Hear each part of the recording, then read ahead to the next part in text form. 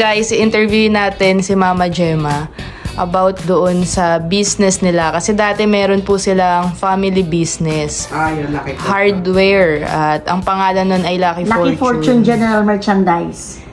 So si Mama Gemma doon po siya nag-work. Wala siya ibang work experience kundi doon lang sa family business po nila.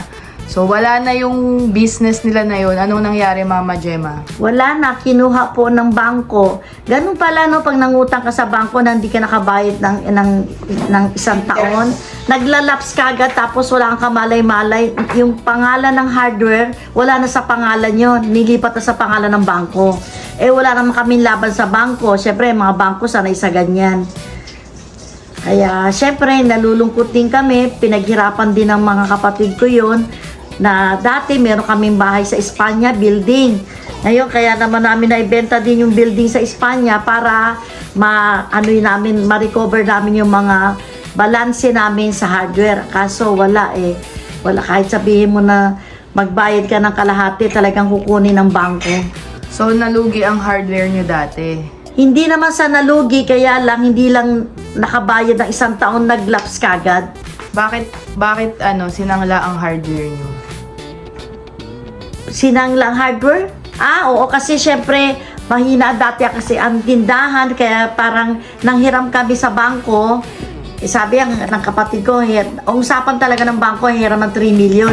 Pero inamat-amat ng bangko, hindi nakuha ng kapatid ko 3 million. So, yung hardware nila, guys, matagal nilang business yun. Ayun talaga ang business Matagal nila. na Ilang yun. taon yun? Ang tagal nang ng hardware namin, doon pa kami nalupat sa lumang tindahan hanggang sa pangatlong lipat na namin Ilang yan. years na ang Lucky Fortune Matagal dapat? na siguro. 1980 yata. Nag-start na yun. Kasi Wow, kay 1980 pa lang daw. Nag-start na ang kanilang business. At Business, yun ang bumuhay sa aming halos lahat, guys. Ayun ang nakapagpaaral sa aming magpipinsan Oo, sa yun ang private nalalapitan school. namin. Doon gumanda ang buhay ng Chua family talaga sa matagal nilang business na yun. So, ang nagha-handle nun ay yung kapatid ni Mama Gemma na wala na ngayon. Wala na sa COVID. Oo, nawala po siya sa COVID. And si Mama Gemma, guys, ay pure Chinese. So, Chua.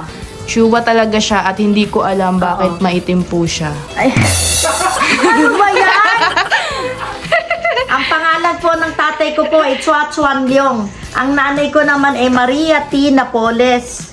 So, bakit ikaw lang ang maitim sa inyong magkakapatid? Hindi ko alam kasi palalaya So, sa... ilan kayo magkakapatid, Mama? 6. 6 sila, guys. 3 babae. 3 babae, 3 lalaki. At pang ilan ka? Pang-5. Pang-5. So, ang bunso nila, guys, close ni Mama Gemma yun, si Ako Josie. Ang tawag namin sa mga tita namin ay Ako, di ba? Ako, Sa oo, Chinese. sa Chinese. Tita, sa Tagalog, sa Chinese ako. Ang tito sa Chinese. Atyak. Atsak. Atyak. So, since si Mama Gemma ay pure Chinese, kami ni Kalingap Dan ay half Chinese, Half na lang. Chinese, oo. So, si Rosie, 25% na lang si Rosie, no? 25%, oo. Kamusta naman ang buhay mo nung bata ka pa? Si Mama Gemma, guys, lagi niyang kwento sa amin, tad daw siya sa palo. Tatad ako ng palo dati.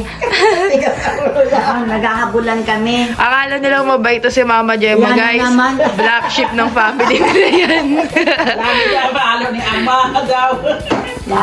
Ayaw ko sinasama ng lola ko sa palengke kasi matakaw daw ako. Halimbawa, bumili kami ng isimada. Itinatago ko kasi mahilig ako talaga sa pagkain kahit nung bata pa ako.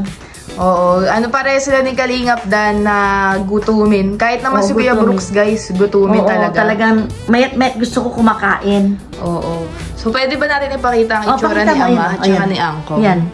Ito ang itsura ng kanyang papa, guys. Si Angkong and ito si Ama. Ama at saka And ito yung kapatid ko nakakahala ng na. hardware. Ayan ang family ni Mama Gemma. So, hindi namin nabablog masyado ang side ni Mama Gemma, lalo na yung bunso po nila kasi medyo sila yung private person Private talaga. person, Hindi oo. sila masyado mahilig na nagka-camera. Kaya pag nandito kami sa Manila, kami lang ang nakakapag-vlog. Lumabas man po kami ng mga pinsan namin sa side ni Mama Gemma, hindi na namin binavlog. Tapos yun sa Taiwan, kasi sa Taiwan okay lang naman po sa kanila mag-vlog. So bukas, papakita natin sa kanila ang itsura na ng hardware ngayon. Malaki yun guys, ilang square meter yun. 265 square meter. At ano yun, 3 floors? 4th floor. 4 floors. Doon din kasi nakatira ang lola ko, pati yung tito ko. Oo. So, naging bahay siya at sa Pino baba, hardware. Sa baba, hardware. business. Sa taas, business. business. Business. Tapos sa taas, tirahan. Kung meron ka man pinagsisisihan sa buhay mo, nung naging dalaga ka pa, ng mga hindi mo nagawa, or sana mo ngayon yun, sana ginawa ko to para ngayon yung buhay natin ganito, ano yun? Hindi, kasi dati ang nanay ko mahigpit, kaya hindi ko naramdaman yung makipagbarkada, yung yung gimmick. Hindi ko po naranasan yan. Mahigpit po dati ang nanay, ang parents Kasi ko. totoo ba yun, Yabet? Hindi siya gumigimik? Hoy, Hindi. gumigimik ka, kasama Ay! Anong? Ay, di ba? Pumupunta tayo. Ang nanay ko mahigpit, si Joe hindi mahigpit. Yun na nga. Oh, tumatakas siya. tayo. Tumatakas Oo, siya, ano, guys. Kasama natin si George eh.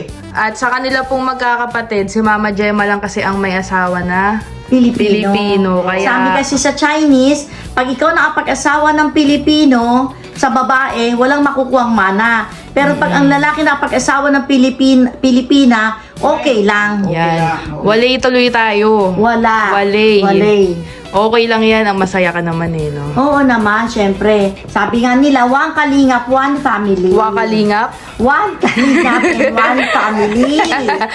Pero bago kayo mag-hardware, di ba may mga iba pa kayo naging business? Ayun, tindahan niya. Bago yung Lucky Fortune, ano pa ang naging business nyo ng family? Nasa Spanya, ang kapatid ko po na sumunod sa panganay namin na sa Taiwan, may may pagawaan sila ng ceramics. Ceramics at saka nag-bar din kayo, di ba? Oo, Nag-try din kayo ng bar. So, ang family ni Mama Gemma, guys, ay mga business, ano talaga, mga businessman, sanay sila sa business. Ito lang siya ang sanay sa chismis. Oo, kasi si Kuya dati may hardware din eh, sarili. May pagawaan sila ng pintura at tiner. Oo, nauna pagawaan thinner. Ilang taon kaya, Yabet, nung napunta ka kay Lamanit? Ilang taon si Mama nun? Siguro 18 ka, 17. Bata pa to. Ay, so Kasi matagal matanda na po sa talaga akin, silang dalawang taon eh. magkasama. Oo. Ano ang ugali ni Mama Gemma na noon hanggang ngayon di nagbabago? Noon, super bait yan. Ay, bakit ngayon hindi na? Medyo, mabait naman. Guys, may hawak siya man. Dati, kanya, madalas kami tumatakas kami kung gabi. Ay, Oo. tropa pala Tapos sila, sa mga guys. damit na terno-terno. Oo. Mahilig sa palda. Oo. Papakita terno. ko sa sa Palda. Atilus, sa Puerto Chic, yung terno. Yung palubo pa ng Oo. palda yan. Yan ang, tsaka bakya. Yung maingay. maingay Yung na, happy oo, Oo. yung bakya Happy tawag feet, yun eh. Yun ang suot niya palagi. At saka kung pumupunta kami gabi na, kahit gabi na, pupunta kami ng Cubao, Bibili tinapay. Bibili ng tinapay. Muntik na lang kami maabutan ng gera. Yan. Yan, mga gala sila, guys. Putukan na, sa bahay tayo, dumating na si Kuya Bibot. Yan, muntik na lang kayo maabutan Yan, ng kwan kung saan nagchismisan saan na sila, kayo guys. pumupunta. So, dati, gala talaga si Mama Gemma. Gala talaga. Kami. Kasi po may nunal ako.